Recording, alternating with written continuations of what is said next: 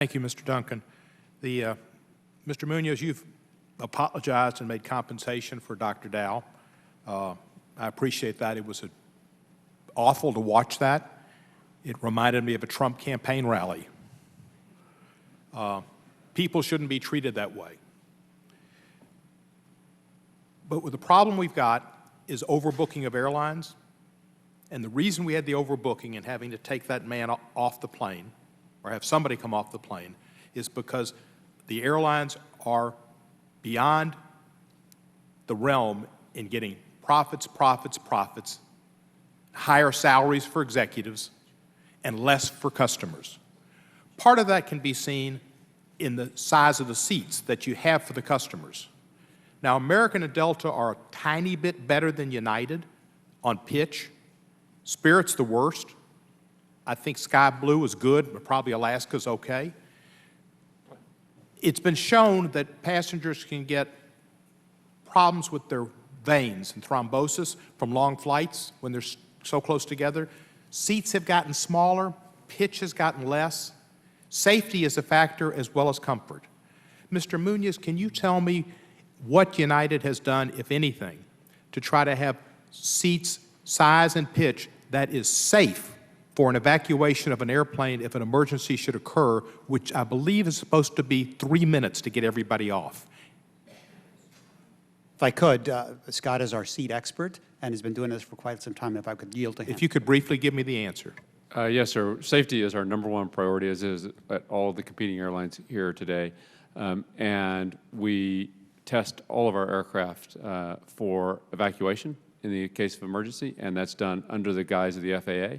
And so all of our aircraft, not just at United Airlines, but at every airline in the country is... And can you get everybody off in 3 minutes? Yes, sir. And has the diminution in pitch and width not made it more difficult? Sir, we still meet those standards, and... do you have a film of that which my staff and I can view? We actually do have films of that. Great. If you would let Mr. Fulton know, I'd love to see it because I find it hard to fathom with those seats, particularly Ms. Filipovich. Americans become the #1 carrier in Memphis. We thank you for filling the void that Delta left after Mr. Anderson testified before this committee that Cincinnati and Memphis would not be hurt. There would still be hubs and there wouldn't be any changes with the merger. So Americans come in and filled up that. But yesterday I flew on Air Wisconsin, and that's the worst seat I've ever had in my life. I've been there before. I refused it. I made a mistake. I'm going to start coming earlier and getting the Embraer, which is a good plane. The Air Wisconsin planes are, buses with propellers. Why do you use Air Wisconsin and put passengers in those teeny, tiny, awful seats with probably the worst pitch, worse than Spirit, and the worst width? Why do you use those? Well, first of all, thank you for your business in Memphis. We're glad to be able to welcome you on board.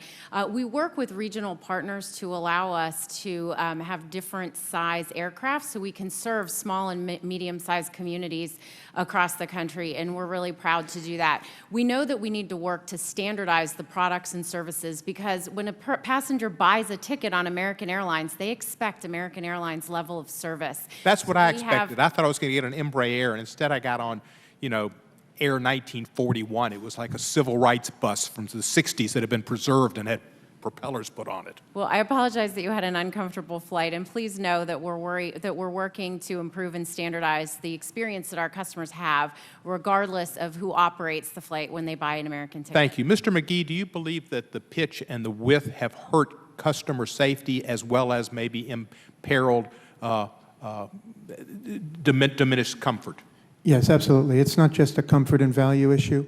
It's a safety issue in terms of evacuation. It's a health issue, as you noted, in terms of DVT. Consumers Union has researched this and advocated about it and written about it. And we found when we reached out to the Federal Aviation Administration that there are unanswered questions when the FAA conducts its evacuation drills, that they're outdated in many cases. Because they don't reflect real-world load factors, which now are often at 100%.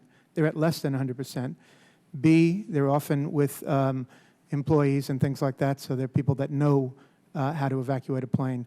And the third reason is that they often don't reflect accurate real-world seat pitch, as you pointed out.